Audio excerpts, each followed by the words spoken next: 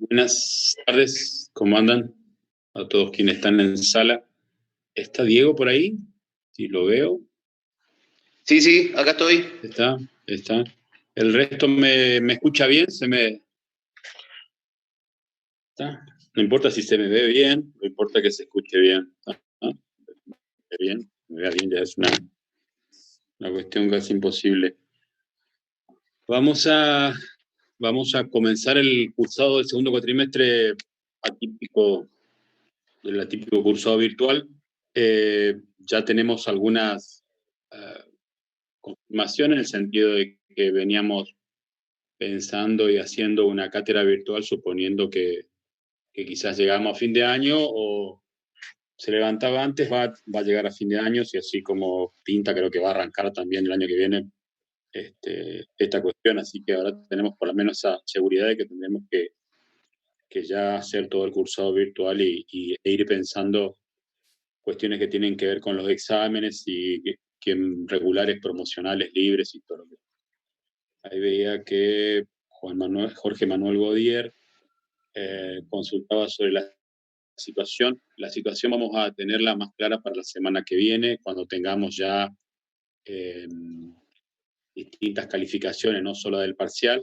Ahí Diego está enviando, creo que es el PP4, con lo cual después vamos a tener ya una planilla que va a contener 5 calificaciones de trabajos prácticos, 3 con las de esta semana de nivel informativo y el parcial, y vamos a ver y empezar a ver de qué manera van a alcanzar ustedes la promoción, la regularidad o quedarán en condición de libre. Pero eso recién lo vamos a tener la semana que viene porque tenemos que ver en qué situación está cada persona y después ver y hablar si de que haya cuestiones reprobadas. Todavía estamos a tiempo de que se recuperen o no. Eso lo charlamos con Diego y con Pablo. Lo armamos y le respondemos la semana que viene. La semana que viene sí, como piden ahí también, vamos a tratar de hacer algunas charlas personales para explicar, pero les pedimos una semana más porque es una situación bastante atípica esta y en realidad vamos planificando casi una cuestión semana o 2 semanas, no más de eso. Sobre las cuestiones que vamos a charlar sobre las correcciones del nivel 2, del TP3, 4, 5 y del parcial. Hay una cosa muy importante que tienen que tener en cuenta, que estamos quizás en el proceso de esta enseñanza virtual, en el momento quizá más difícil de reemplazar a la cuestión personal cara a cara. Eh, Hasta ahora veníamos medianamente haciendo las cosas, no siendo lo mismo que lo presencial, pero la veníamos piloteando. Ahora creo que es el momento más difícil y que implementamos algunas cuestiones de corrección y de forma de comunicarnos. Probablemente necesitamos seguir aprendiendo y viendo qué hacen otros docentes y otras facultades y viendo otras experiencias de devolución de la corrección. El punto en que estamos es la dificultad que tenemos de devolver correcciones y observaciones a parciales y prácticos a través de la virtualidad.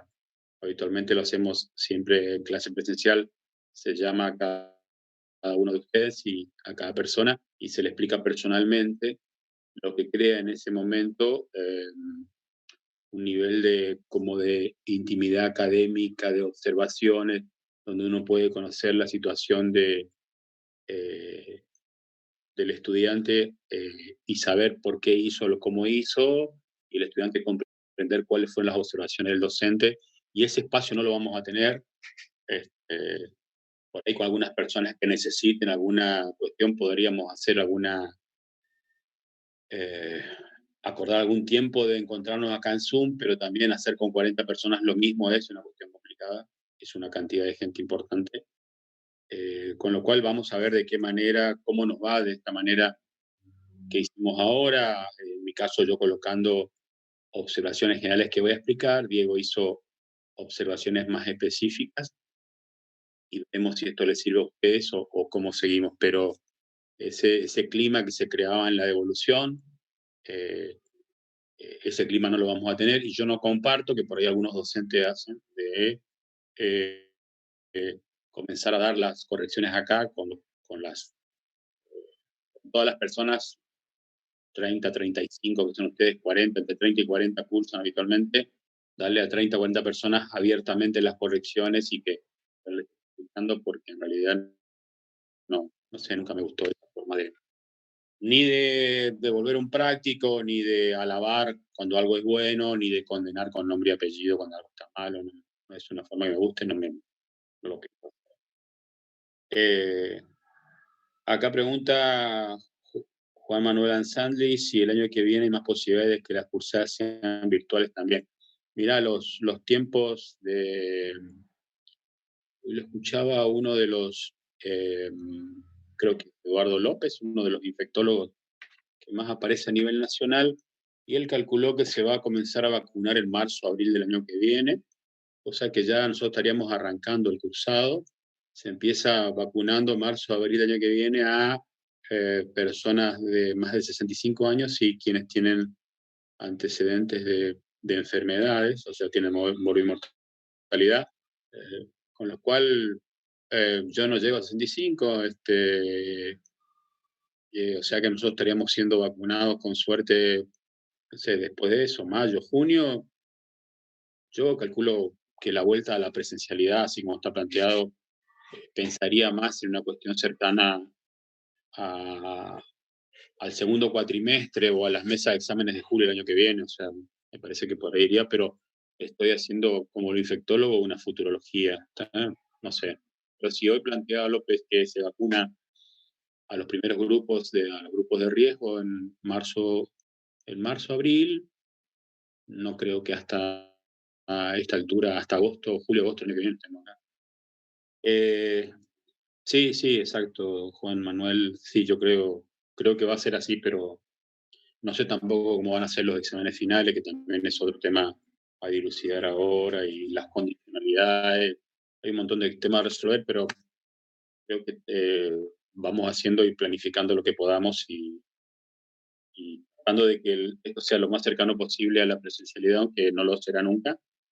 Pero en este momento, que es el momento más interesante y rico para la evolución y el intercambio, es el más complicado para nosotros para llevarlo adelante, porque es muy difícil desde este lado hacer como docente algo de lo que si algo que estamos convencidos con Diego y Pablo es que el gráfico 2 presencial, estamos convencidos de lo que hacemos y lo hacemos con la convicción de estar convencidos de lo que hacemos. Acá estamos convencidos de Angaú, de vez en cuando estamos convencidos, y no. En el caso de la evolución de los prácticos, a mí no me convence esta forma para nada, pero bueno, es lo que hay, y lo que me consuela, como le dije el primer día, es que no haya nada. Está bueno, peor es la nada, y es el consuelo pobre que me embarga. En el caso así que bueno, vamos para adelante y eso, vamos para adelante. No sirvo por yo para andar acarreando ovejas, llenando para adelante, pero bueno, me tengo para adelante. En el caso del nivel informativo 2, yo hice una corrección basada en buscando que más o menos son 15 preguntas, y le había pedido yo que el 80% estén bien contestadas o contestadas medianamente correctamente. Son 12 preguntas más o menos bien contestadas. Y ahí hice una división entre respuestas que no, o sea, preguntas que no tienen respuesta, pues eso puse en algunos casos sin responder o algo así, y también las incompletas. Y he colocado muy bien, regular y mal, muy bien están aprobados, y regular y mal están reprobados. Vamos a ir viendo con el avance de eso. También vamos a cerrar con Diego la cantidad de nivel informativo que son imprescindibles de hacer y de aprobar. Les pido que vamos a hacer el nivel 3 ahora a las 19 horas, 1:15, hasta las 20:15. Les pido que las preguntas son las preguntas que ustedes ven en los medios relacionados a COVID, a nivel nacional y provincial, en cada provincia, y cuestiones que saltan mucho en los medios, el fallecimiento del padre Julián Cini, cosas muy, muy que ustedes ya cuestiones que ustedes vieron también en los medios de comunicación, tanto en Chaco y Corrientes, nada del otro mundo. Luego les pido que eviten la copia textual. Hay gente que copia textualmente, saca bloque de las redes, o más que de las redes, de los portales, y los pega, cosa que en algunos casos se olvidan de borrar el fondo y aparece con fondo gris en una respuesta en fondo blanco. O sea, corten un poco eso. Ahora me dice lo pasé de largo, lo marqué como error nomás, pero voy a empezar a reprobar gente que indudablemente no responde la consigna, porque la consigna requiere una redacción distinta, no es una cabeza de noticia, es solamente responder y contextualizar lo que se pide. Y si meten una cabeza de noticia, ahí en la cabeza puede haber información que no es de interés de la cátedra cuando se pregunta, así que por favor eviten este plagio de copia y pegue. Se nota mucho y es bastante burdo el esas son las 3 observaciones que hice, o sea, de las respuestas, de las preguntas que no tienen respuesta, de las que yo considero que están incompletas. Tengan en cuenta el formato en que se les da. Hay gente que manda en cualquier formato, en cualquier tipo de letra. Hay un formato establecido, que es el que yo les pido que respondan. Y fíjense en la cantidad de líneas que se les pide en cada una. Hay quizás preguntas que son de un criterio de menor importancia, y hay habitualmente 3 o 4 preguntas nacionales y 3 o 4 preguntas provinciales que tienen 4 líneas, que son para nosotros más importantes, relacionadas al COVID y estas cuestiones. Que, eso por el lado del nivel informativo. Por el lado del parcial, me quedé muy conforme con el nivel alcanzado en el parcial. Se notó mucho trabajo, y quienes aprobaron, hay muy buenas notas altas, gente que trabajó el texto, y otra gente que no lo trabajó y que indudablemente lo indiqué, y que tiene que ver no con el que el trabajo esté mal hecho, sino básicamente con que el trabajo está, a mi entender, incompleto, porque faltan respuestas y porque hay un punto muy importante a tener en cuenta, que es la cuestión de la extensión. También es un punto importante para tenerlo en cuenta. Extensión, estamos hablando siempre de la red, así como hablamos cuando de los prácticos y damos una extensión. La extensión es sobre respuesta nomás. O sea, no es una extensión que incluye la cantidad de palabras que van en la consigna, solamente la respuesta. Van a ver que puse ahí algunas observaciones generales. Análisis tiene que ver con lo que hablamos siempre y que vamos a seguir hablando, que es la justificación de por qué yo sostengo mi tesis, de por qué las cosas son o ocurren como yo digo, como por qué sostener campos, sostener temas. Van a ver que en las correcciones por ahí dice análisis, y dice EJ, que sería como ejemplos, y les puse los números de las preguntas que, a mi entender, tienen problemas de análisis, cuanto que los considero análisis incompleto por la consistencia o el argumento que exponen. ¿Está? Por eso dice EJ. Esos son algunos ejemplos, no significa que sean todos.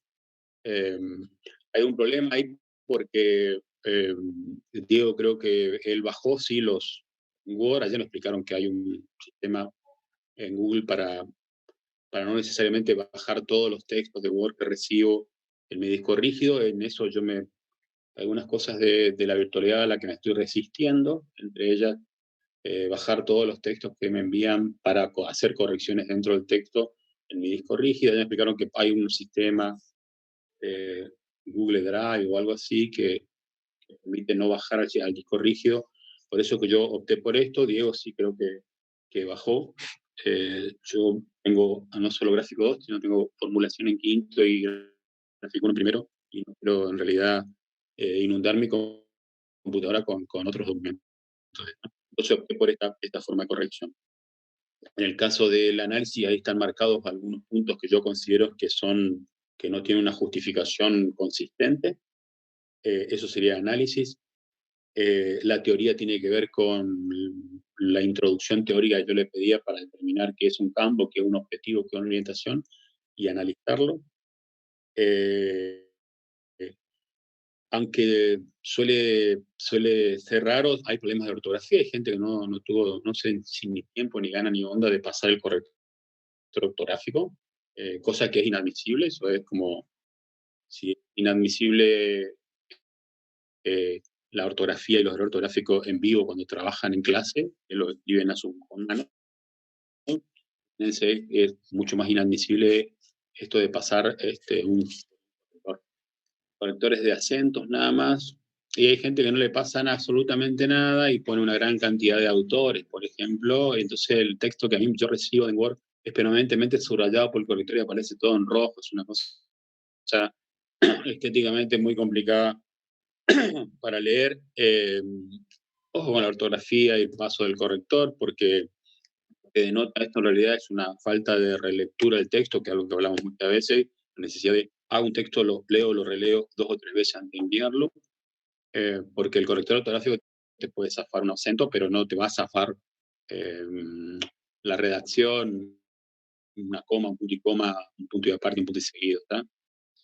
Hay un tema importante que me parece que hay que trabajarlo porque es un tema bastante repetido como problema o error, que tiene que ver con la relectura también, que es la redacción. Yo le puse ahí en algunos casos extensión de oraciones y párrafos. Hay gente que tira oraciones de 70, 80 palabras, cosa que es muy, muy extenso. Siempre pensemos en el párrafo, en este caso en Word, en este formato, algo que tiene que ver con 6, 7 líneas como máximo de un cuerpo que es una idea central expresada a partir de la explicación que doy de esa idea central que tiene mi párrafo en 2 o 3 oraciones. 3 oraciones mejor para un párrafo de 7 líneas es lo correcto. ¿Tá? Estamos hablando de que una oración tiene que ir tratando de ser cerrada en 20, 22 palabras, que son 2 líneas. ¿No? Entonces, es un gran problema que se ve, que se observa, es eh, problemas de la construcción de una oración simple, sujeto, verbo, predicado, y problemas de extensión de oraciones que superan las 4 o 5 líneas, y después los párrafos, que no cortó nada en párrafos, hizo un texto único y corrido, similar a los textos cuando tenemos clases presenciales, que no es la idea acá.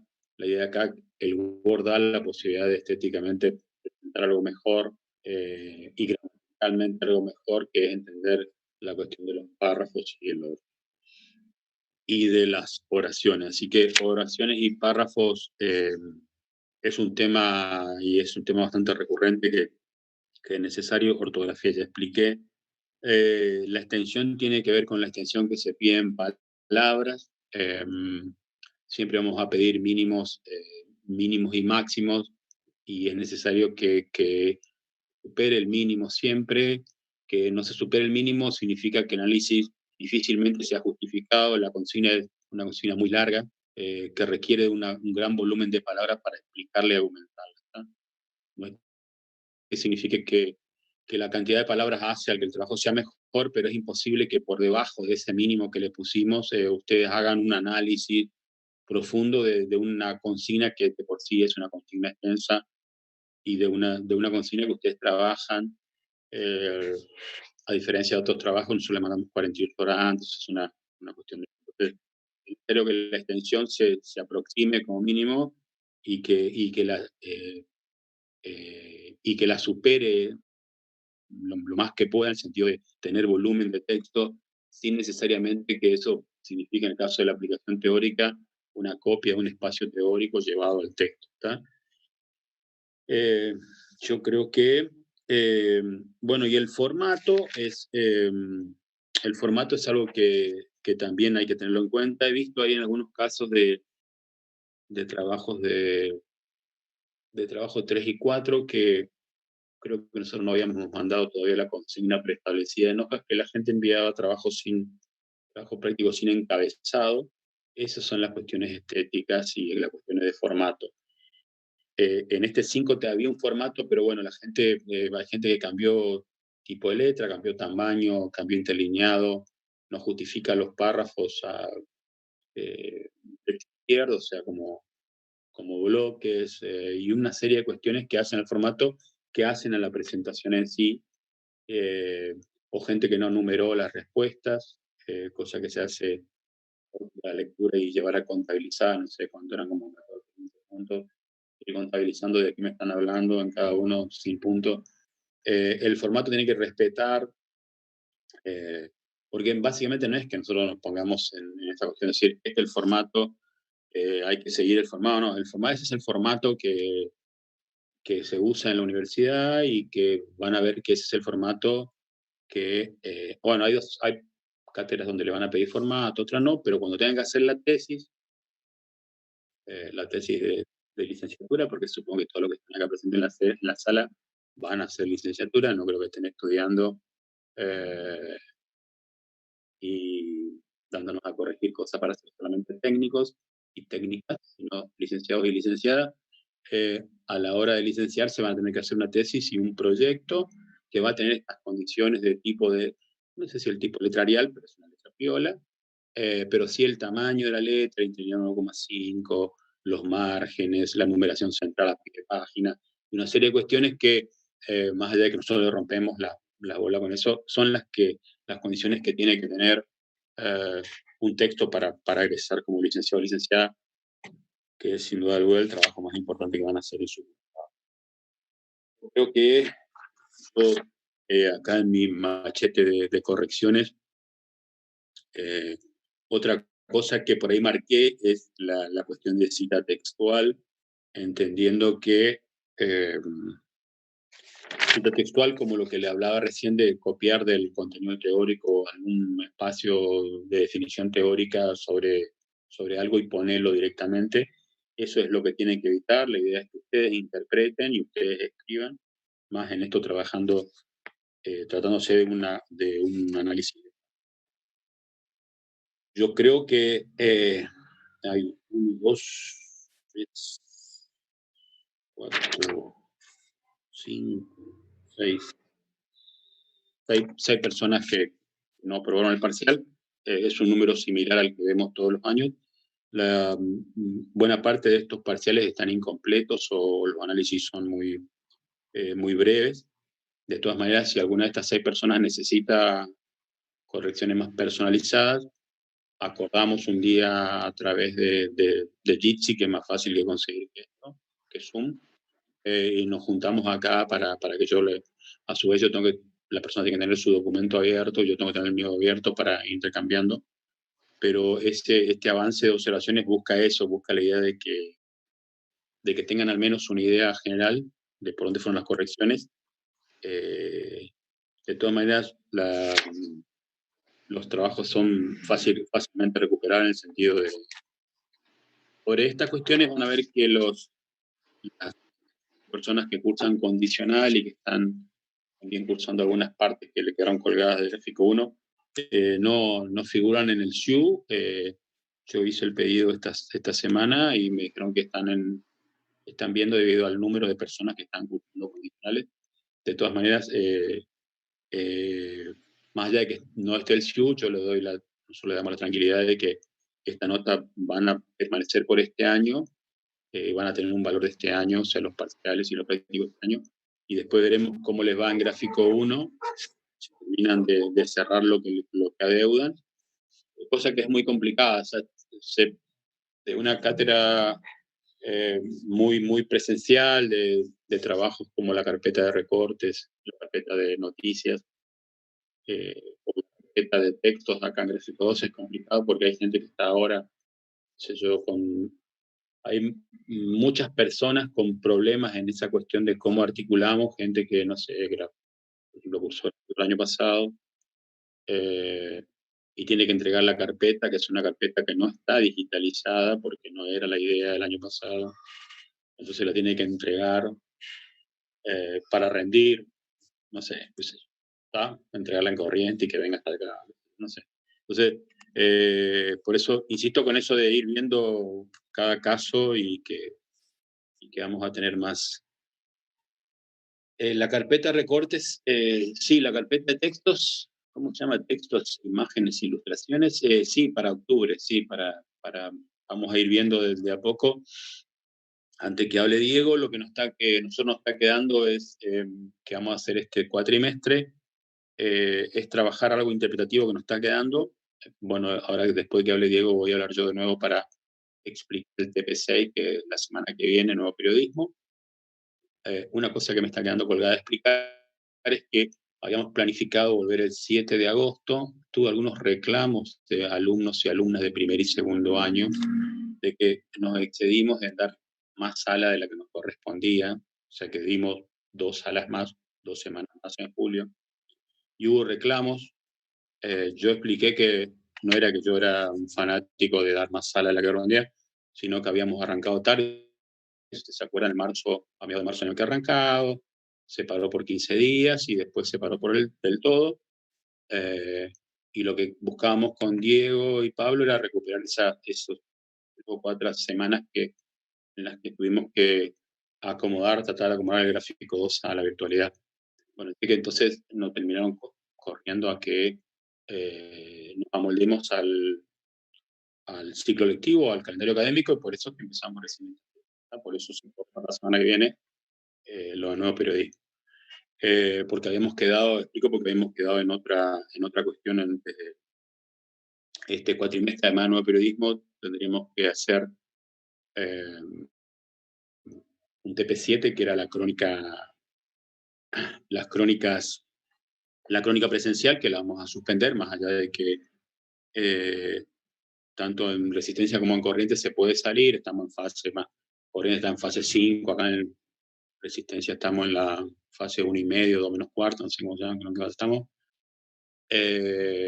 No queremos que en absoluto que ustedes rompan el aislamiento y salgan a la calle a hacer la crónica. Esa crónica está suspendida, no la vamos a hacer.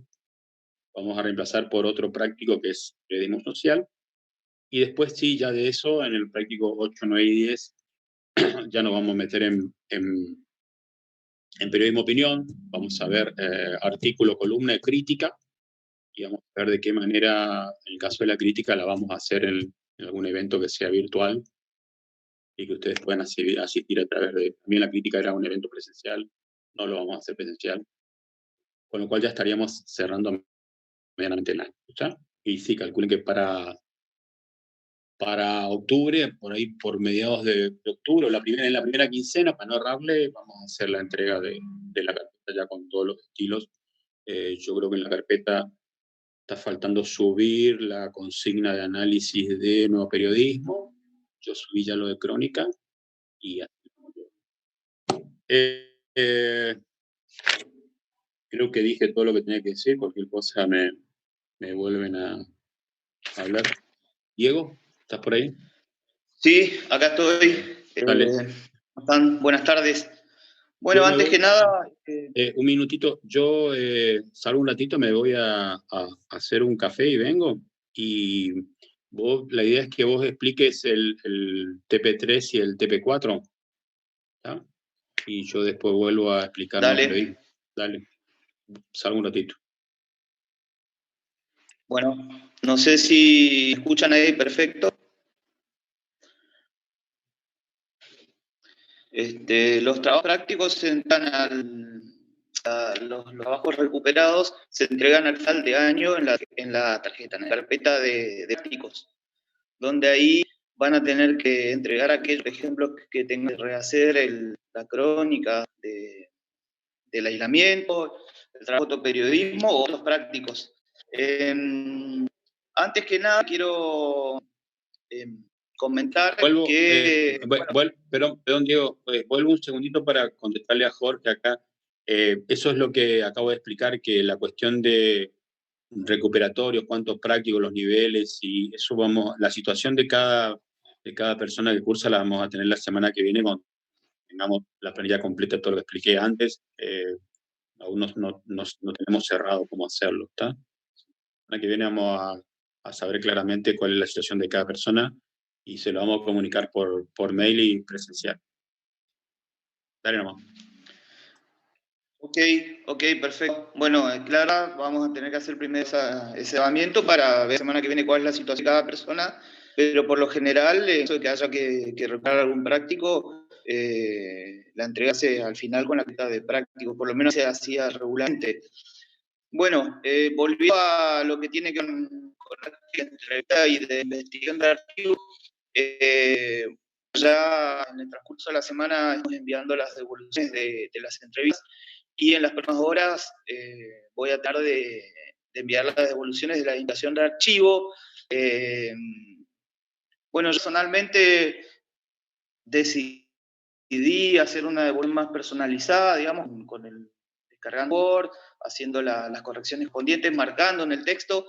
Es un poco incómodo e injusto para ambas partes, para docente como para alumnos, no tener una devolución personal, ¿no? Porque muchas veces claramente hay criterios marcados en las correcciones de los prácticos, pero también esos criterios muchas veces entran a tallar también a la subjetividad del profesor, que es el que interpreta esos criterios a la hora de las correcciones, y siempre que se usa un intercambio en la alusión de los prácticos es mucho más fácil hablar personalmente y cara a cara y de manera privada, por ahí porque es incómodo por ahí estar haciendo evoluciones frente al resto de los compañeros, para bien o para mal, como decía Roberto, ni para elogiar, ni para por ahí marcar algunas cosas que no están bien. Pero en líneas generales, hay algunos elementos que se tienen en cuenta, los está explicando Roberto recién,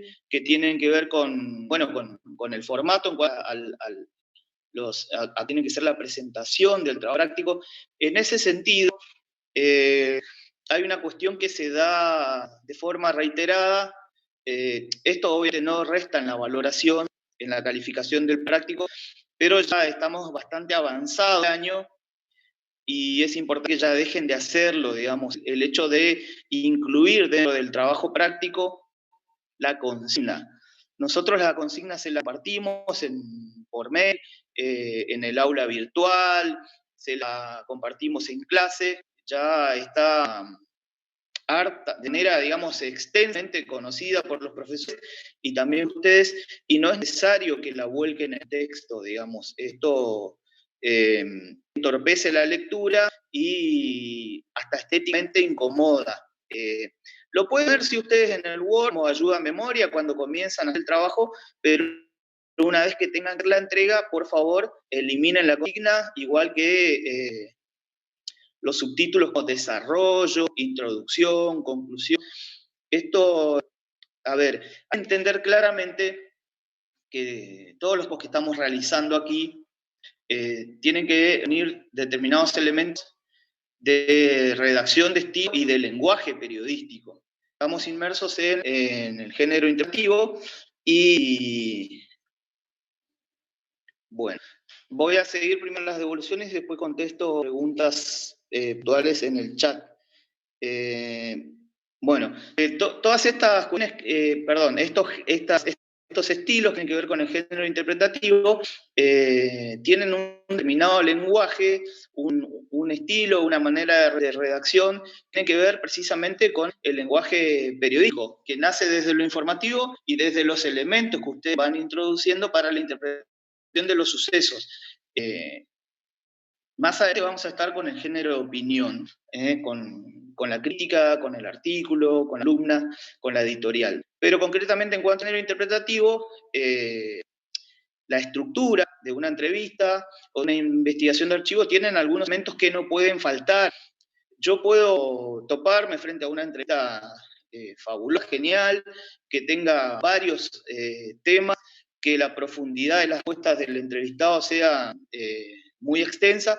Si la entrevista no tiene un título o un titulado completo, es muy difícil poder realizar una corrección positiva. Bien ha pasado en algunos prácticos de la investigación de archivo. Ustedes tienen que pensar, analizarse, que el texto que tienen que realizar debe estar listo a ser publicado en un soporte gráfico, ya sea en la virtualidad o en el papel, pero un texto de lectura para un potencial usuario, lector, consumidor de nuestro producto periodístico. Entonces es fundamental que contenga elementos del titulado completo, una volanta, un título y una bajada.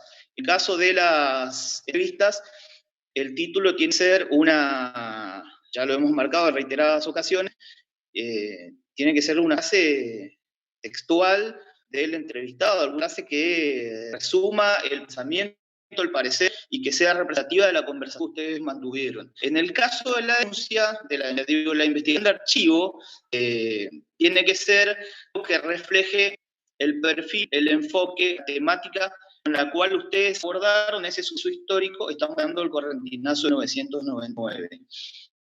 Yo no puedo, resulta muy difícil poder hablar algún práctico que tenga buen desarrollo, pero no tiene un título. Y lo mismo pasa en los anexos. Hemos tenido algunos inconvenientes con los anexos, sobre todo en la entrevista. No terminó de quedar claro, evidentemente, no tuve una buena comunicación, no sé bien qué sucedió, porque en varias ocasiones lo remamos, lo que tiene que ver con el anexo de cita textual.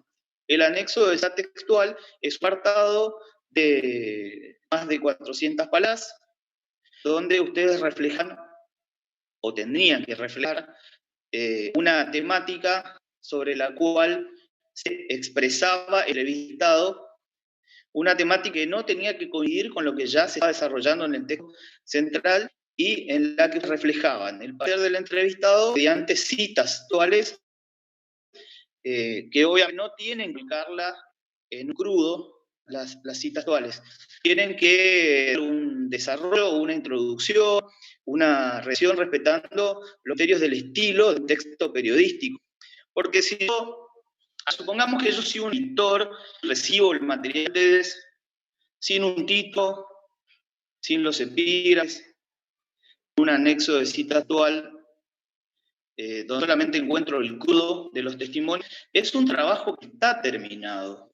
Entonces, ustedes tienen que pensar que el trabajo, en este caso de la pista o de investigación archivo, tiene que estar listo para su impresión, para su publicación, ya sea en un medio digital o en un medio tradicional papel. Esos términos tenemos que manejarnos, por eso es fundamental que ejercer esto que decía Roberto, la instancia de la relectura. Una vez que ustedes armen el texto y crean que está terminado, tienen que releer minuciosamente cada uno de los párrafos, los elementos de lectura rápida, los elementos titulados, los nexos, incluso los epígrafes, tener las fotografías. Bueno, cada uno de los elementos para si no se pasa por allí algún error ortográfico o gramatical, o si hay algún dato que se repite, o al dato que está faltando. Y bueno, esas cuestiones por allí, en líneas generales, las que se van mandando en las correcciones. También, además de lo de anexos, de citas actuales, donde encontramos muchos inconvenientes a la hora de repetirse en el anexo citas que ya estaban en el texto central de la entrevista. Además encontramos también esto de que lo estaban remarcando. Muchas veces vuelcan los anexos, es como que yo agarro, recorto y pego y lo vuelco en el anexo cita textual, pongo un título random y dejo el anexo con los testimonios. No, eso es un anexo cita textual, así no puede salir en una publicación digital o de papel. Tengo que darle una introducción, una presentación de la temática y una presentación y desarrollo de cada una de las citas.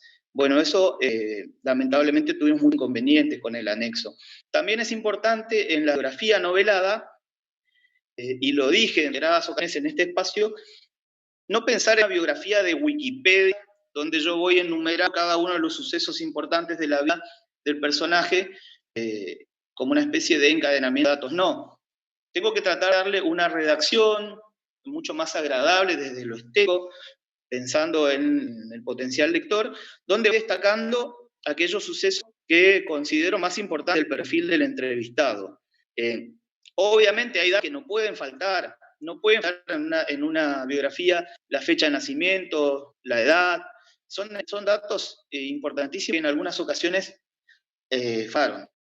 Y también en la lista, algo que quiero destacar, que bueno, encontré en reiterados trabajos, esto decía Roberto, las extensiones de los párrafos. Es cierto que, y encontré problemas, párrafos que son muy breves, y allí tiene que ver con que tenemos que hacer preguntas que no busquen respuestas raras, o incluso encontrarnos con entrevistas por allí que no tenían el saber suficiente o la trascendencia para hablar de determinados temas. Entonces, en esos casos, para eso valía el espacio de consulta, el mail y los avances, donde nosotros podemos intercambiar como cátedra con alumno la relevancia del entrevistado. No me sirve hacer una entrevista en profundidad con un entrevistado que le hago 40 preguntas y todas las respuestas son en el Word de 2 renglones. O sea, es una entrevista muy escueta. No, Diego, ¿sí? se te está escuchando muy Sí, cortado. Muy como, se escucha muy cortado en el sentido que como pisadas las palabras. No sé cuál es la solución técnica, pero se escucha como si... A ver, voy a conectar mis datos y no el Wi-Fi, que sea eso el problema.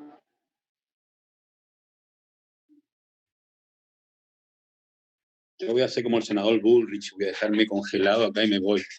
No, joder.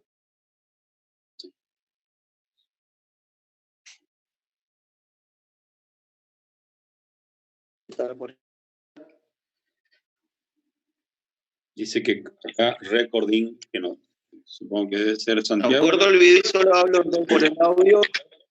Dale. ¿Ahí? ¿Cómo me escuchan? Ahí está me escucha mejor, bien? a ver. Bueno, Dale, bueno, haciendo un repaso, porque entonces por ahí hay algunas cuestiones que no quedaron. Es esencial el titulado, en la entrevista, la presentación del personaje, la ubicación espacio-temporal, un resumen de la conversación en la bajada, y fundamentalmente una cita textual. No tiene que ser un titulado que no sea una cita textual. Los primeros párrafos para presentación del personaje y del espacio donde se realizó la entrevista. Esto no quiere decir que haya datos y que no deban ser incluidos porque ya están en la biografía. Si yo tengo que mencionar que el personaje al que entrevisto tiene 40 años, que nació en Pella y que es astronauta, lo tengo que hacer en la presentación como también en la biografía.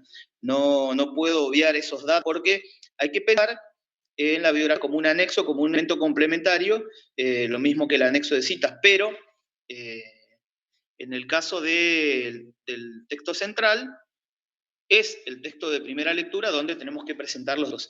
Y en la profundidad de la conversación debíamos plantear entrevistas con varias temáticas. No me alcanza profundizar sobre una temática o dos nada más en diálogo con el entrevistado.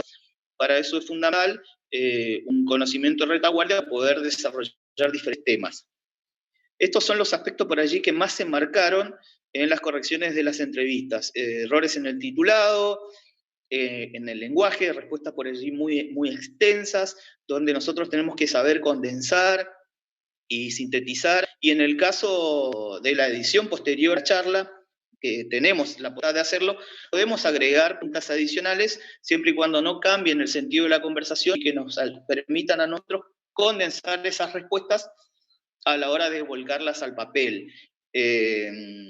A ver, otras cuestiones que se reiteraron mucho en las entrevistas son las explicaciones. Yo no necesito que me expliquen a quién deciden entrevistar y por qué. Hay que comenzar con el texto periodístico directamente, presentando al personaje, presentando la valía de su personaje, su sabiduría, su conocimiento, su historia de vida, y con esos elementos ustedes explican por qué lo entrevistan.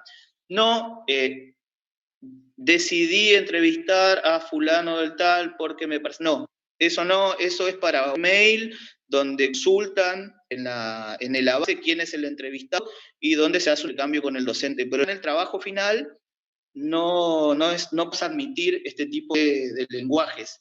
Y por eso también cuando remarcamos lo que tiene que ver con el lenguaje de las observaciones cuando decimos lenguaje, redacción y estilo, todos estos elementos. Otros aspectos que están, bueno, y lo decía Roberto, más allá de las extensiones de los párrafos, algunos muy breves, por allí porque no dio la profundidad del personaje. No quiere decir que el personaje no tenga un saber, la temática que ustedes plantearon la más apropiada. Por ejemplo, yo puedo hablar de un mecánico que sabe mucho de motores, de lo que tiene que ver con mecánica de rodados, de motocicletas, pero no me va a responder sobre cuestiones que tienen que ver con la epidemiología, con la salud o con la ciencia. Entonces eso también que ver a la hora del cuestionario y de lo que va a charlar. Pero en líneas generales, las principales dificultades van por eso, por los anexos de biografía y de cita textual, por los titulados y también por la edición de los párrafos y en muchas ocasiones abuso de la primera persona. Entrevistado es el que debe destacarse, no el periodista, y si bien en esta introducción y presentación se busca justificar la elección del personaje, de su conocimiento, de su saber y de su historia de vida, tenemos que hacer un lenguaje periodístico, con un periodístico, no con palabras pías y en primera persona. Yo elegí este personaje, yo elegí este entrevistado, me parece que este entrevistado no. Desde ese punto de vista, no cumple con ciertos requisitos que tienen que ver con el estilo y con el lenguaje periodístico. Bueno, a ver algunas preguntas antes de ir a lo que tiene que ver con la denuncia.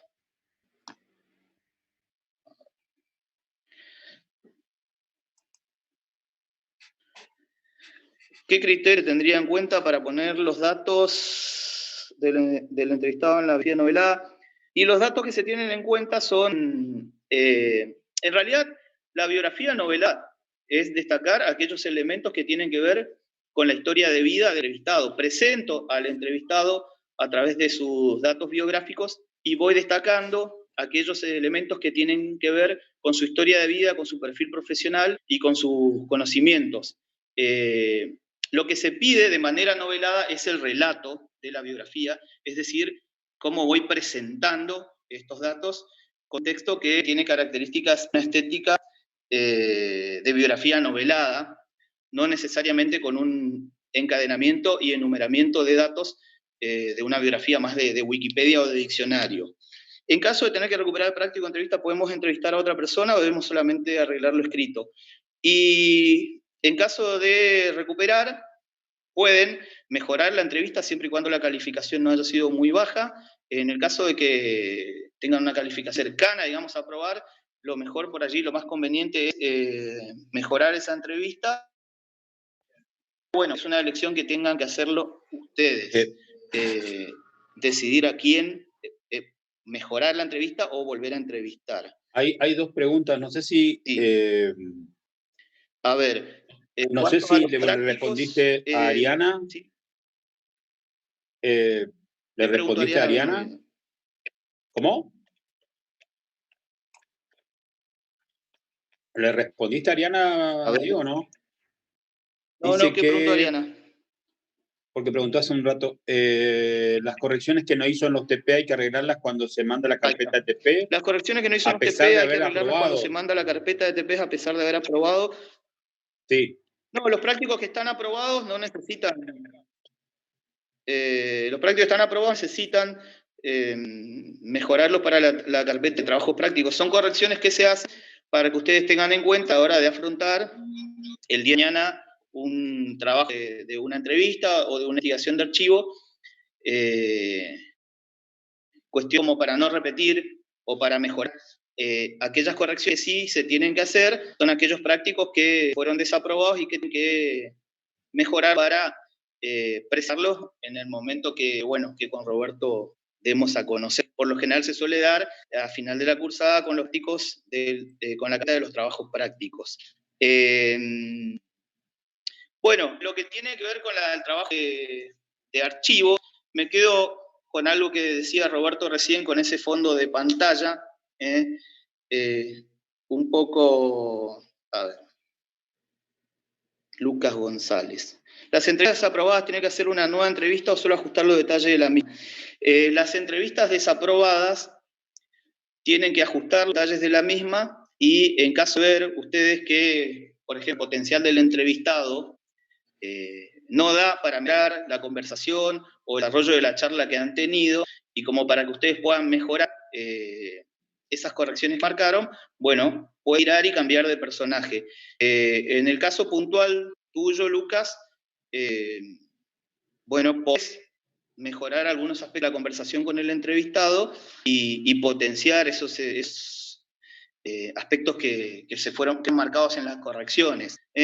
Muchas veces, y saliéndonos de la respuesta concreta para Lucas, en lo que tiene que ver, por ejemplo, con cuestiones de los anexos de cita textual.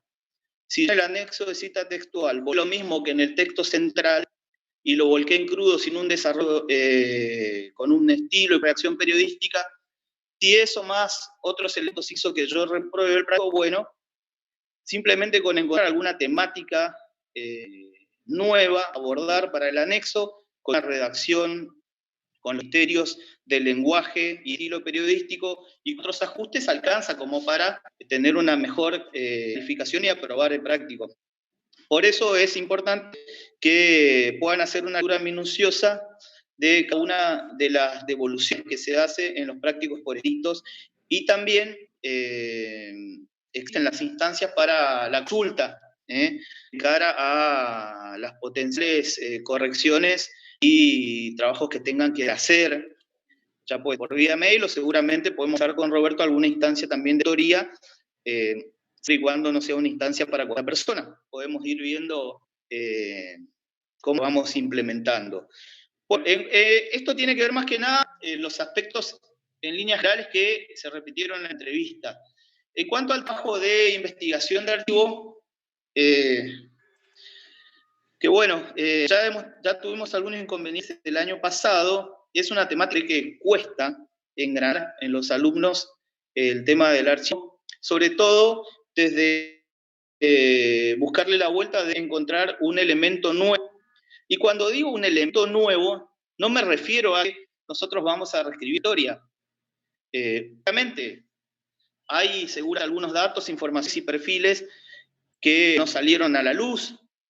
No siempre esto sucede, pero desde lo que ya se sabe, desde los hechos que obviamente no se pueden repetir, pero desde lo que se conoció y se formó, siempre nosotros podemos encontrar la manera de destacar algún perfil, alguna faceta dentro de la complejidad. Y lo decíamos en lo que tiene que ver con la comunidad, que es un fenómeno muy complejo que abarcó los espectros económicos, políticos, sociales, culturales, incluso con cierta participación de la Iglesia en algunas de las movilizaciones, o por lo menos en la etapa más caliente de lo que fue el movimiento convocado.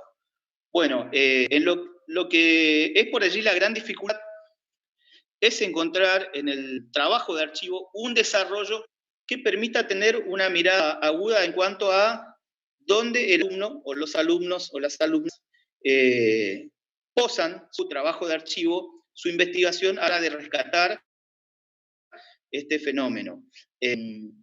Muchas veces nos encontramos con prácticos que hacen una especie de recorrido del suceso histórico, recuperando cronológicamente los hechos y tratando allí de tocar a modo con diferentes voces. Es por ahí el formato y la presentación y el contenido de trabajo que nos hemos encontrado. El gran desafío está y estuvo en poder destacar algunos elementos de esas historias del argentinazo de 1999 y del relato de 1969. Están quienes por allí hicieron más foco en el reclamo docente, en historias de algunas docentes, están quienes hicieron más foco en las historias de los estudiantes, están quienes se posaron en la prensa o en los representantes y actores políticos de aquellos años del ayer y hoy, están quienes se posaron en la intervención de la Iglesia. Bueno, por allí pasaba la búsqueda, que puedan ustedes identificar actores, historias y fenómenos dentro del correntinazo, como para que le puedan dar un perfil propio, una mirada propia, una interpretación propia, que no consiste en la mera recopilación y el recuerdo de los sucesos históricos que ya nos han contado en reiteradas ocasiones. Por allí pasaba. ¿Y a qué quiero ir con esto? Fue muy extensa la introducción, de que es muy difícil trabajar con material de archivo y no perderse en el archivo, no perderse en la palabra de otras personas y no perder en el trabajo, en la interpretación y en el relato de otras personas. Y aquí hay un límite muy fino entre lo que es recuperar el material de los trabajos para que me sirva de insumo para interpretar y para reconstruir esa historia con mi propia mirada de otra época, 20 años después, 21 años después, y esto como contrario, como la otra cara de la moneda, la mera reproducción de los relatos de otras investigaciones, de otras publicaciones que ya se han hecho.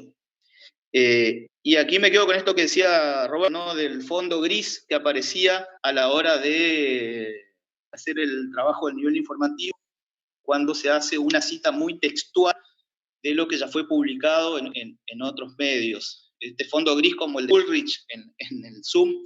Bueno, lo que tengo que tratar de hacer es, si vamos a recuperar material de archivo, publicaciones de archivo, si lo que vamos a accionar no puede decirse de otra manera más que de la forma en que fue dicho por aquella persona o por aquel medio público, es fundamental, indispensable y ineludible que mencionen las fuentes, mencionen de dónde fue extraído el material, porque de lo contrario estamos con el riesgo de caer en un plagio o en una copia allí de lo que ya se ha sido trabajado en otros momentos.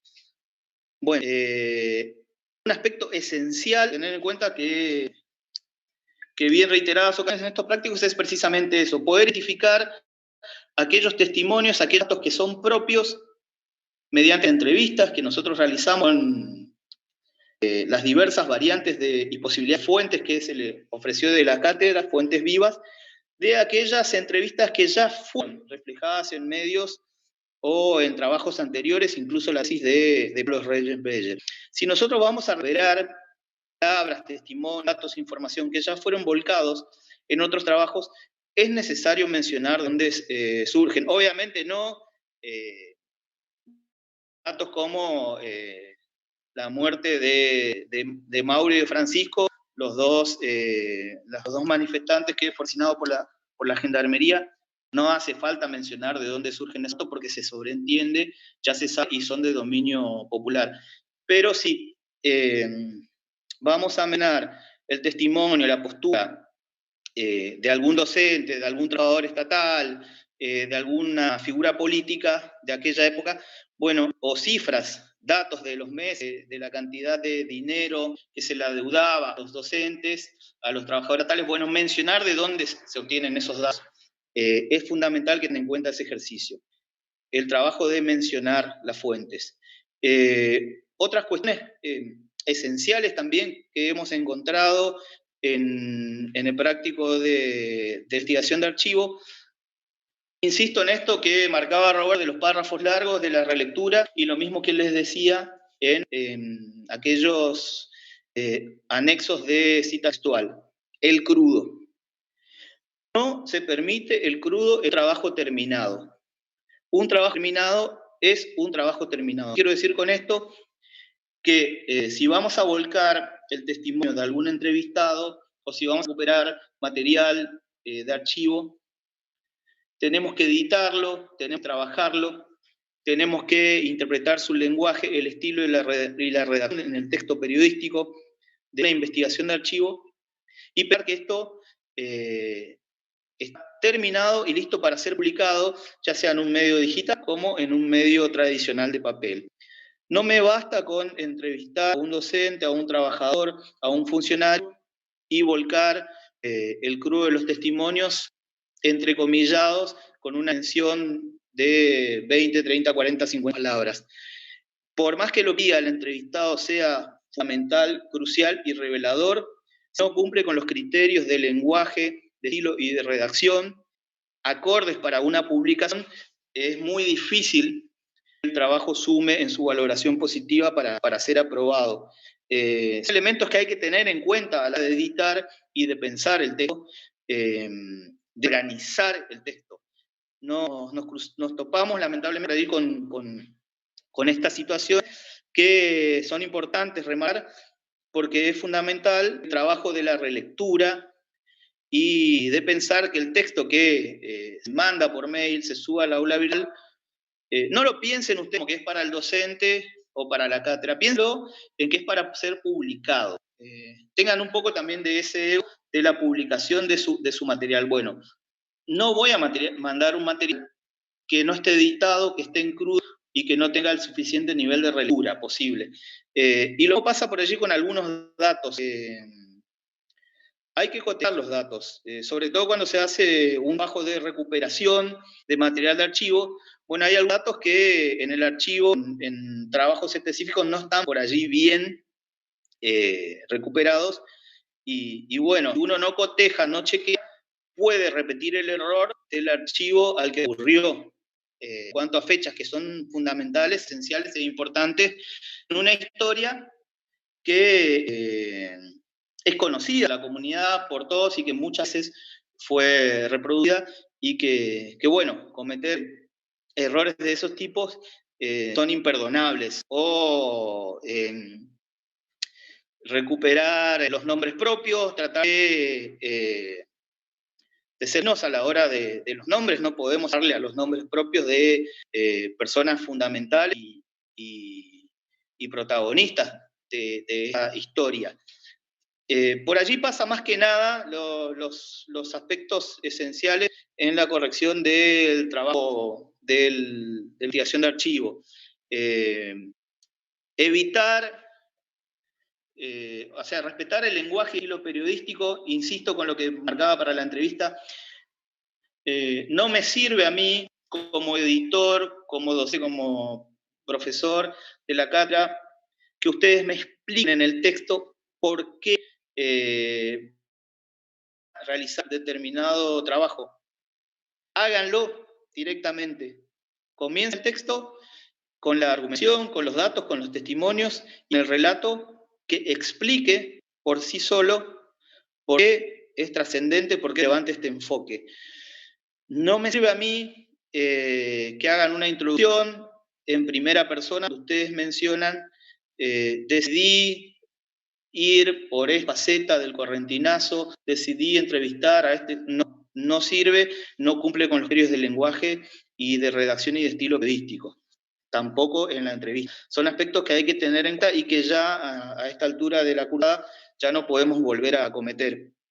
Quizás sí trabajos de análisis que tienen que ver con la teoría, donde se pide una evaluación y donde ustedes sí tienen su punto de vista sobre determinados aspectos de la teoría. Pero en estos trabajos, donde tienen que redactar un texto periodístico, no se queden con rodeos, no se queden con vueltas, no se queden con introducciones ni con conclusiones en primera persona. Directamente redacten, vaya texto, utilicen el lenguaje periodístico, utilicen los recursos periodísticos, utilicen el estilo. No me alcanza con que ustedes me presenten, voy a hacer una investigación de archivo voy a entrevistar a. No sirve. Eso en todo caso para un avance, para una consulta por mail. Son errores que se pueden contemplar lamentablemente en la presentación de un práctico. Por allí pasa a veces cuando marcamos lo del lenguaje, incluso lo del formato, tengan en cuenta los elementos de lectura rápida, los destacados, los epígrafes, los subtítulos para dividir temáticamente. Muchas veces nos encontramos con una investigación donde se abordan diferentes temas de un mismo, diferentes ámbitos, aspectos de una misma problemática como el correntinazo, pero que no están divididos temáticamente y se vuelve muy engorroso y muy tedioso a la hora de la lectura. Pasando limpio, una mejor organización del material, una mejor selección de los datos, respetar el lenguaje periodístico, valorar a los testimonios que es de propia autoría, destacar cuáles son los testimonios que fueron obtenidos por ustedes mediante entrevistas, citar y atribuir las fuentes, porque muchas partes de la historia, muchas veces la historia del material archivo, muchas de las cosas ya fueron relatadas y narradas en el pasado, y si recuperamos esos materiales es importante citar y mencionar, y fundamentalmente tener en cuenta esos aspectos, digamos, a la hora de la redacción. Y en cuanto a lo que tiene que ver con la relectura, tengan en cuenta esto. No es necesaria una abundancia de información para un material de archivo. no alcanzo con hacer un recorrido cronológico donde yo trato de resumir en 2000 palabras un fenómeno tan complejo y tan diverso como fue el correntinazo de 1999, porque a veces resulta muy borroso y queda a mitad de camino. Es fundamental allí seleccionar 1, 2 o 3 elementos, un enfoque específico y profundizar en ese sentido. Y sobre todas las cosas, tener presente también el estilo de la redacción. Noté también algunos errores ortográficos, algunos aspectos que no pueden ocurrir y que estoy seguro de que no tiene que ver por ahí con cierta problemática a la hora de escribir, sino muchas veces me parece, y en esto es una acción meramente subjetiva, tiene que ver por allí con un ejercicio no tan activo de la relectura y del ser puntuoso con el texto a la hora de enviar. Piensen que el material es más allá del trabajo práctico, piensen en su potencial publicación, entonces el texto tiene que estar listo para ser impreso, si hablamos de la vieja escuela, o para ser replicado y reproducido en alguna de las nuevas plataformas y nuevos lenguajes. No sé, Diego, a ver, ¿hay alguna consulta? Sí, acá Fabricio Jiménez pregunta por el tema de la carpeta. Sí, te escucho. Análisis de contenido. En realidad yo estoy enviando su análisis de estructura. El análisis de contenido es la opinión de ustedes en un mínimo de 30 líneas o más. Es la misma idea, objetivo que el año pasado con la carpeta de noticias de Gráfico 1, una opinión sobre el hecho que está describiendo la ilustración o la fotografía o el texto, nada más. No tengo una guía porque en realidad es un simple texto de opinión, que lo que sí se pide es que sea más profundo, más extenso y más argumentado que lo que era el primer año con la carpeta de noticias. Dice, bueno, a Aymara Río Torto, que no le llegó la corrección del TP3, que no sé si vos explicaste que estás enviando, o sea que puede haber llegado más tarde. Caro Aquino dice que marcaste el tema de las fuentes y ella puso el celular de los entrevistados porque la entrevista fue telefónica. No entiendo, pero igual. ¿Vos entenderás o no?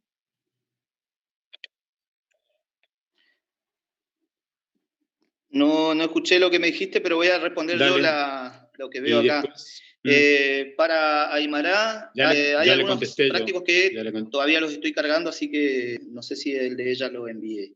Seguramente si no recibí porque todavía no lo cargué, pero en lo que queda de la jornada estamos haciendo la devolución.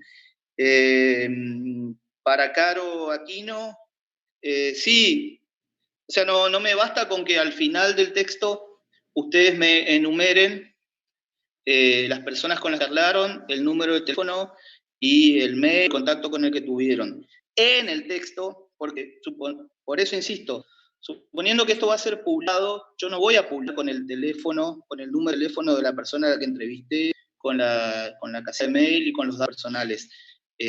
Tengo que incluir dentro del texto que la información que esa persona me brindó fue en un contacto con la persona que lleva adelante este trabajo. Es decir, mencionar que esa información, si es información nueva, se brindó al medio al que pertenezco, o en este caso, a la persona que está realizando el práctico. Simplemente en contacto con fulano del tal, no se expresó, no volvió el crudo de los testimonios, mencionando quién fue la persona que dijo esos testimonios. Me cansa simplemente con eso. Y en el caso de recurrir a testimonios que pertenecen a otras publicaciones, mencionar de qué publicaciones fueron retomadas. En lo posible dentro del texto, con una nota al pie. Esto no es un trabajo académico donde yo puedo poner un llamado al pie. Este es un texto periodístico donde en lo posible tengo que mencionar dentro de la estructura del texto, pide su propio lenguaje y estilo, cuáles son las fuentes a las que recurrimos, qué nos dijeron, siempre y cuando sean fuentes que no sean anónimas, y cuáles son ellas que son propias, es decir, que toman contacto con nosotros o con nuestro medio. A eso me refiero con la cita de las fuentes y con atribuir los datos a las fuentes. No sé, había otra consulta más por allí. Si tenemos que recuperar la investigación del archivo, también podemos arreglar los errores que nos marcaron sobre la misma investigación. Sí, o sea, obviamente la investigación de archivo, no es que ustedes deciden, por ejemplo, con una entrevista yo puedo decidir otro personaje para entrevistar. En la investigación de archivo, el suceso ya ocurrió. Lo que yo tengo que decidir es el enfoque y la dirección que le voy a dar. Y si hay unos aspectos que no, que si el texto no reúne algunos aspectos como para ser aprobado, en su lenguaje, en su discurso, en el cotejamiento de los datos, en el enfoque que le doy, obviamente se puede rediseñar, perfeccionar y mejorar para obtener una mejor calificación. Vamos a utilizar estos minutos que restan para... ¿Terminaste?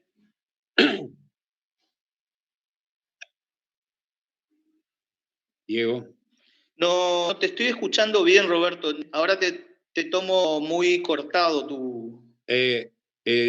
Tu audio se está escuchando muy cortado, se escucha como si hablara sin signos de puntuación, sin comas, sin puntos seguidos, sin nada. Como que se van pisando las palabras. No sé si el resto de la gente me escucha bien a mí para explicar lo del TP7. TP6, perdón. Sí, dale. La explicación del TP6, le vamos a dejar una consigna a las 17 horas, se la voy a dejar ahí en el aula virtual, y van a tener 17 a 20 del viernes que viene para redactar.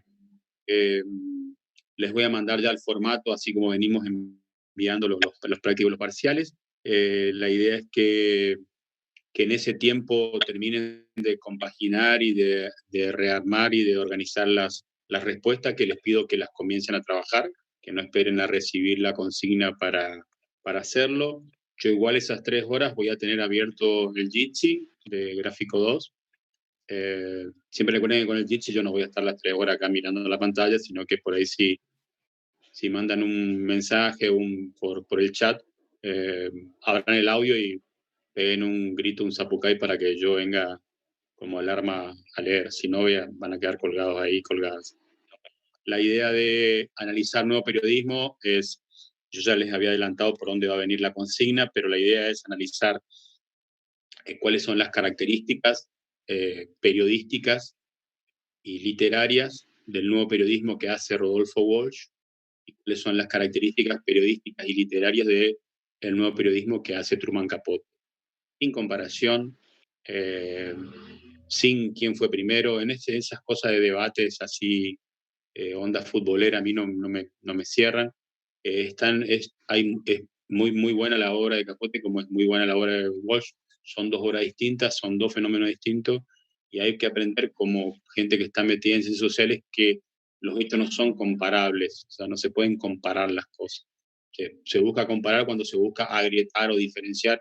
No vamos a entrar en esa, no me interesa, no tiene validez para mí que quién fue primero, quién fue segundo, quién es más bueno, quién es más malo, quién me gusta más, no me gusta menos. Son 2 personas muy interesantes para leer, con 2 perfiles muy distintos, y eso es lo que tienen, son distintos, son mejor ni peor. Característica entonces literaria y periodística de Rodolfo Walsh en este libro, característica literaria y periodística de Truman Capote en su libro, y qué hacen de nuevo periodismo ahí. En el caso de Walsh también interesa su historia con este libro y sus contextualizar. O sea, estamos hablando de la vida y la obra de Walsh en el derrotero de este libro, desde que ocurren los hechos que él describe, cuál es el momento histórico, social y político en que ocurren los hechos, y después todo el proceso que hace a la vida de Walsh. O sea, la vida y la obra de Walsh en la relación con su nuevo periodismo en su libro, y su libro que trasciende momentos históricos claves de Argentina, que van desde la masacre de José León Suárez, la producción de su libro, la publicación, hasta su desaparición. Y ahí también corre otro texto que es muy importante, la carta abierta. Entonces, Walsh es características literarias y periodísticas de su nuevo periodismo en su libro Operación Masacre. Walsh como obra, como vida y como obra, desde la masacre de José León Suárez, su investigación, en qué momento histórico ocurre la masacre, su investigación, en qué momento ocurren sus publicaciones, la edición definitiva, y en qué momento y situación ocurre su desaparición. ¿Está? Y su carta y la importancia, más que literaria periodística, su importancia en el contenido y en el mensaje que deja la carta. Ese es el proceso de Walsh. Por ahí van a ir las preguntas. Ustedes pueden ir haciendo un texto que sea propio, que sea interpretativo. También pueden opinar, pero siempre argumentando, entonces tratando de entender ese proceso. En el caso de Capote son sus características literarias y periodísticas de su nuevo periodismo, y su vida y obra en relación con ese texto. Van a ver que indudablemente hay en la relación entre, son muy diferentes la relación que hay entre la obra de Walsh, Operación Masacre, el momento histórico, y él en su compromiso político e ideológico, que lo que hace Truman Capote en su vida y obra y en su relación con este nuevo periodismo a partir de la masacre de Holcomb. Son como dos perfiles distintos, ni mejor ni peor. Uno tiene un marcado compromiso político ideológico, el otro no tiene compromiso, el otro tiene una visión, si quiere, más literaria, Capote, Walsh tiene una visión más periodística y de compromiso político. Entonces, bueno, eso tiene que estar plasmado en cada una. No quiero comparaciones, las preguntas no van juntas, o sea, lo de Walsh se pregunta por un lado, lo de Capote por otro lado, pero la idea va por ese lado. Entonces, lo que les pido es que haga una preproducción, de tal manera que en esas 3 horas que tienen la consigna, que no va a salir de esto que le acabo de decir, agotado esto, en un buen volumen de palabras, que citen su fuente, citen de dónde obtienen más que nada la cita de fuente pasa en estos casos por la información más pesada, o la información, los datos que tienen más validez histórica, y expresen ustedes y cuenten e interpreten, pensando básicamente si se quiere, en un tipo de ensayo periodístico, un texto de opinión argumentativo, interpretativo, en el que ustedes le van a contar a una persona en un medio de comunicación, como puede ser un portal, o sea, van a contar, no sé, en la revista Anfibia, por ejemplo, qué es el nuevo periodismo que hacía Walsh y cómo Walsh establecía una relación entre su obra, él y el momento histórico, el hecho que denuncia, de cuando lo investiga el hecho, de todo el proceso hasta su desaparición. Esa es la idea de esto, de contarle al que no entiende, de sacar, la idea siempre es sacar de la academia, sacar de la universidad, hechos que por ahí son muy cerrados, en el sentido que nosotros podemos repetirlo acá adentro, pero no lo conocen afuera, sacarlo hacia afuera, esos hechos, para que el resto de la población o de quienes quieran leer puedan leer sobre esto. Y también sobre Capote. ¿Qué es el nuevo periodismo en Capote? ¿Cuáles son las periodísticas y estéticas de Capote? Y cómo podemos relacionar la vida de él, su vida y las características de su vida, que es muy interesante, como es otra vida, pero también es interesante. Él era quizás un revolucionario en cuanto a tener banderas y tener características en su vida, que no se las quiero adelantar para que lo lean si ya lo leyeron, algunas características particulares que hacían que era como un adelantado en derechos que las sociedades del mundo fueron adquiriendo muchos años después. ¿verdad? Ya son las 17:54 y tenemos que entregar la sala. Entonces a las 7 le subo el NI 3, el nivel informativo 3, y la semana que viene vamos a subir el TP6, y durante la semana que viene y para la otra ya vamos a tener un listado de la situación de cada persona que cursa, de tal manera de informar la situación de cada persona. ¿Está? Si no hay más consultas por ahí, la semana que viene no hay nivel informativo. Tratamos de que cuando hay prácticos así no haya nivel. Seguramente el nivel va a volver dentro de 2 semanas. Subo las consignas del TP6 el viernes que viene a las 17 horas y tienen hasta las 18, hasta las 20, de 17 a 20, 3 horas para subir. Va a aparecer en el aula virtual como TP6, nuevo periodismo.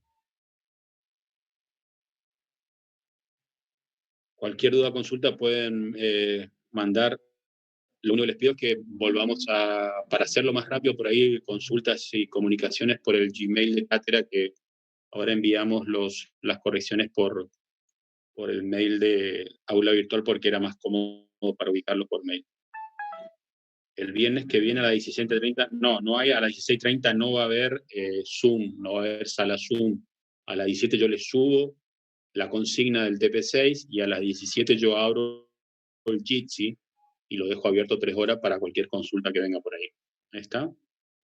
De última, si ustedes quieren, a las 17 nos podemos encontrar acá y les revuelvo a explicar la consigna, que es la misma que les expliqué ahora, no va a haber otra cosa. Entonces hagamos así, si quieren quedar así, quedamos así. A las 17 el viernes que viene nos encontramos por Jitsi y les vuelvo a explicar la consigna, que ya va a estar subida en ese momento al aula virtual. ¿Ah? Creo que está todo.